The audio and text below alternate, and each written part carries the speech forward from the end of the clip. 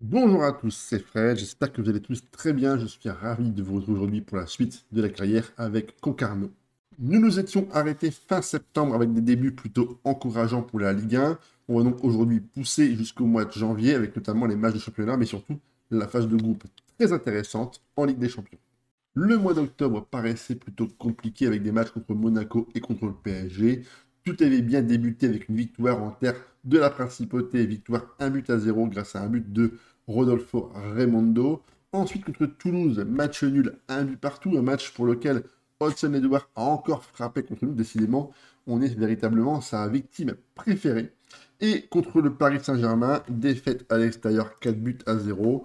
On est tombé sur une équipe vraiment très très forte avec un Evan Ferguson qui est arrivé au PSG il y a maintenant 3 saisons pour 144 millions d'euros, qui marche pour le moment littéralement sur l'eau. Collectivement et individuellement, on a véritablement été en dessous de tout sur le match.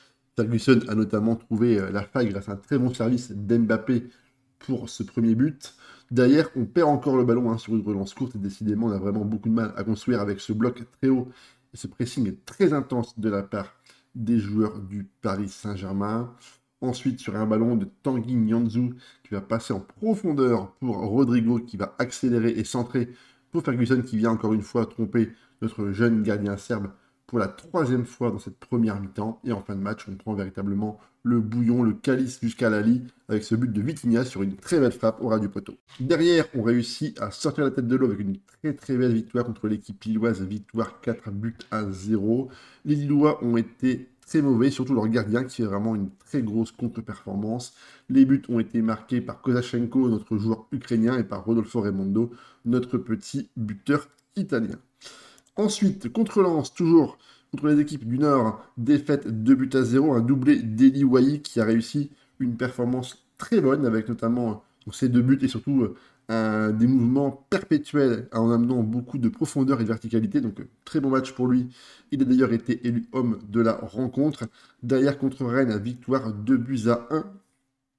Nous avions marqué le premier but grâce à Anders Andersen avant que Brighton Timon marque un but en fin de match. Et heureusement pour nous, Andersen marque un but crucial à la 91e minute. Un mois de décembre très chargé avec notamment 3 matchs à la maison qui pouvaient nous assurer d'engranger un maximum de points. À l'extérieur contre Strasbourg, match nul 0 partout, un match dans lequel il ne s'est absolument rien passé. Les équipes ont été vraiment très mauvaises pour l'ensemble du match. Derrière, contre Bordeaux, on met une manita à l'équipe des Marinés Blancs, victoire 5 buts à 0, une très très belle prestation collective et un groupe qui a été extrêmement uni dans cette très belle victoire. Contre 3 à la maison, 2 buts partout. On a mené 2 fois au score, mais les Troyens ont réagi par 2 fois et match nul 2-2 pour le score final. Et contre Lorient à la maison, nos amis Merlu, dans ce derby breton, on marque un but en toute fin de match avant que les joueurs lorientais, avec un sursaut d'orgueil d'Emiliano Buendia, viennent marquer le but du 1-1 et pour un partage des points plutôt équitable au vu de la physionomie du match.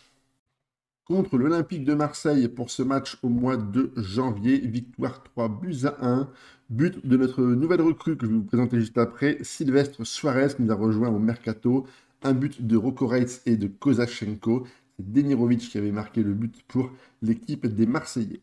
C'était très important de prendre des points dans la rencontre et c'est Roko Reitz qui a allumé la brèche sur une très grosse frappe vers la lucarne et c'est Suarez qui a parfaitement surgi pour inscrire le but du 1-0. Derrière, les Marseillais vont égaliser grâce à Demirovic, il me semble, sur une action un peu cafouillie. Au deuxième poteau, il pousse la balle dans le but vide. Derrière, c'est Roko Reitz qui marque le but juste avant la mi-temps pour le 2-1. Et encore une fois, encore plus proche de la mi-temps, c'est Kozachenko qui vient marquer un but sur un très très bon décalage, un très bon service de Galder Gonzalez qui a bien réussi à trouver la faille dans la défense marseillaise. Au classement, nous sommes donc cinquième, pas réellement encore décroché de la quatrième place, mais surtout ce qu'on remarque, c'est que les 4 premières équipes se tiennent en un point, et c'est Lens et Marseille qui occupent actuellement la place de leader. Le PSG est troisième et Lorient quatrième. Attention toutefois en performance des Parisiens qui ont déjà enchaîné 7 matchs nuls et 2 défaites.